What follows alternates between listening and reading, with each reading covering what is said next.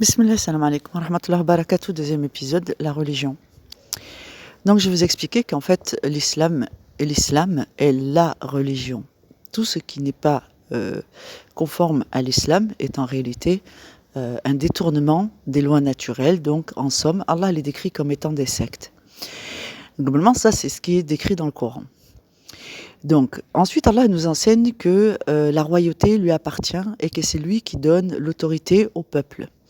Et c'est lui qui donne aussi l'autorité aux individus les uns sur les autres afin de savoir lesquels d'entre nous sont les meilleurs en œuvre, fidèles à la parole et tentent en tout cas de rétablir la vérité, au moins, par leur dire, leur témoignage, leur bon comportement, l'assiduité dans leur obéissance, c'est-à-dire se conformer soi-même à ce qu'il attend de ses serviteurs, et il le dit souvent, c'est qu'ils se conforment eux-mêmes d'abord et qu'ils n'imposent pas globalement par la force l'islam aux autres sociétés, si ce n'est que par leur droiture et leur exemple. Et ensuite, il dit, et si les gens vous combattent pour votre droiture et votre exemple, alors ne vous laissez pas faire, combattez-les en retour. Donc cette autorisation est tacite. Enfin tacite, non, c'est explicite, je dirais. Mais il faut que toutes les conditions soient réunies. Donc, globalement, comme Dieu dans le Coran a laissé entendre, et il l'a dit à travers un verset où il dit que s'ils n'avaient pas séparé les uns des autres, les mosquées, les églises et les synagogues auraient été détruites. Et ensuite, il ajoute que ce sont des lieux où le nom d'Allah est beaucoup prononcé, beaucoup invoqué. C'est-à-dire que globalement, la règle essentielle, c'est que les sociétés doivent être constituées de croyants, que chaque base du livre doit être respectée, que les différents gens du livre cités dans nos exégèses doivent être respectés, et que nous ne combattons pas les sociétés avant que les sociétés ne nous combattent. C'est-à-dire que si deux peuples de croyants s'opposent, Allah veut qu'ils se réconcilient. Voilà, donc ça c'est pour la religion globale, et c'est écrit dans le Coran.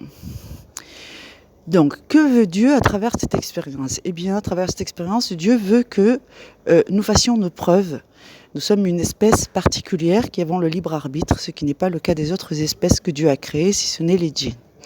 Donc, les djinns et les hommes sont soumis à l'obligation de choisir par eux-mêmes leur voie, leur destinée, et de participer à l'amélioration d'eux-mêmes en suivant des lois qui leur sont destinées. Une part des lois sont sous la gestion de Dieu et son contrôle exclusif. D'autre part, certaines lois sont soumises en partie à l'action des hommes. Toutefois, elles restent sous l'autorité d'Allah. Ce qu'Allah attend de vous, c'est que vous vous conformiez aux lois qui vont potentiellement sublimer ce que vous êtes en tant qu'individu ou en tant que société, et de lui demander son aide dans cette transmutation de vous-même et de vos sociétés.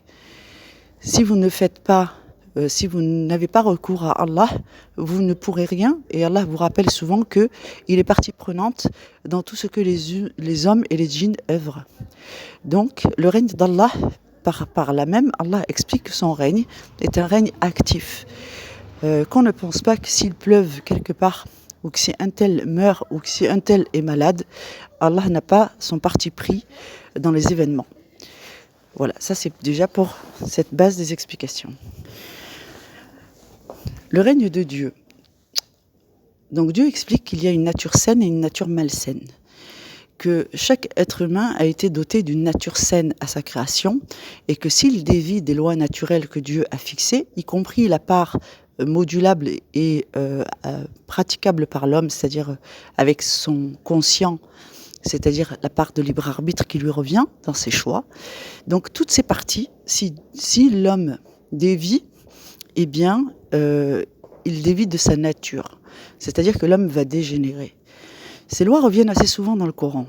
Donc Dieu vous invite à prendre une responsabilité vis-à-vis de vous-même, parce que selon la volonté, sa volonté, la ikraha fid-din, nulle contrainte en religion, eh bien, il vous incite à être parti pris dans votre propre destin. Donc il vous demande de réfléchir. Et cette demande de réflexion, de réfléchir, d'éduquer, de s'éduquer, d'aller chercher la connaissance revient extrêmement souvent dans le livre. Donc vous voyez que le libre arbitre implique une prise de décision, mais pour une prise de décision, il faut un consentement éclairé, et donc il faut être éclairé, donc il faut s'instruire. Et c'est vers cette connaissance que Allah vous pousse en termes de jihad et de jihad nefs. Donc si vous n'avez pas la connaissance, vous n'êtes pas en mesure de comprendre les enjeux et vous n'êtes pas en mesure de prendre les bonnes décisions. Donc le règne de Dieu n'a pas besoin des hommes, mais le règne des hommes en tant que calife ou que règne à part entière, parce qu'effectivement Dieu désigne le règne des hommes comme étant, vous savez, le règne animal, le règne végétal, le règne minéral et le règne des hommes. Donc Dieu désigne que les hommes ont un règne et ce règne est soumis à l'autorité de leur créateur.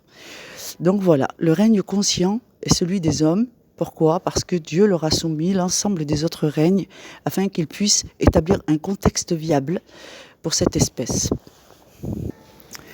Aussi, il est important de faire la part des choses.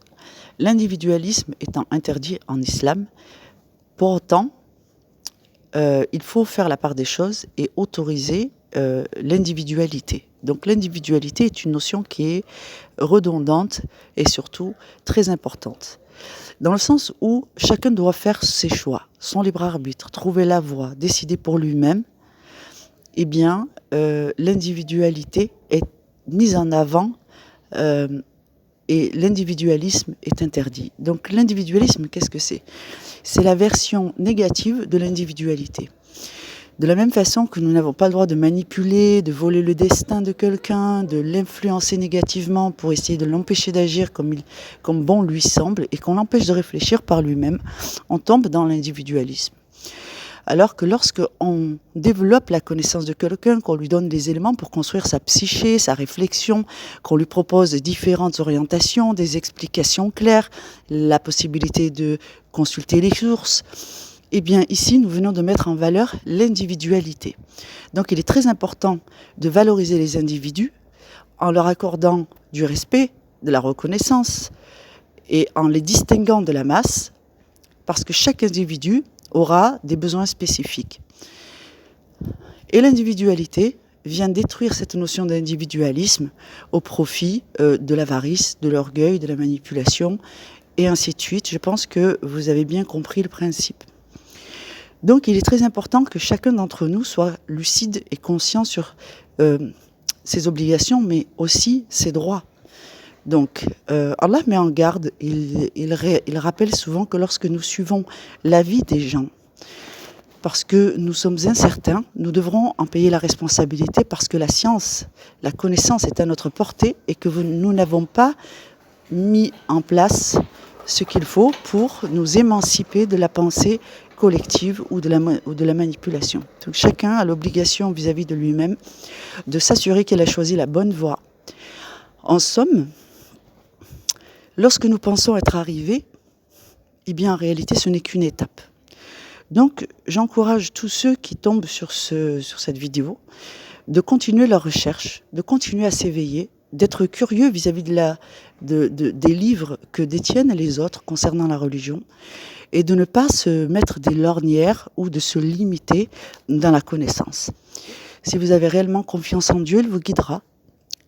Gardez l'esprit ouvert lorsque vous lisez parce qu'il se peut que vous receviez en temps réel une révélation, une guidée, et vous pourriez être surpris. Donc, voilà, prenez soin de vous, ne faites confiance à personne lorsqu'il s'agit de votre vie future. C'est extrêmement important. Ne laissez pas votre destin vous échapper parce que vous n'êtes pas sûr. Personne réellement n'est sûr jusqu'à ce qu'il ait trouvé la vérité et que Dieu le conforte dans son chemin de vie. Qu'Allah vous facilite. Assalamu alaikum wa rahmatullahi wa barakatuh.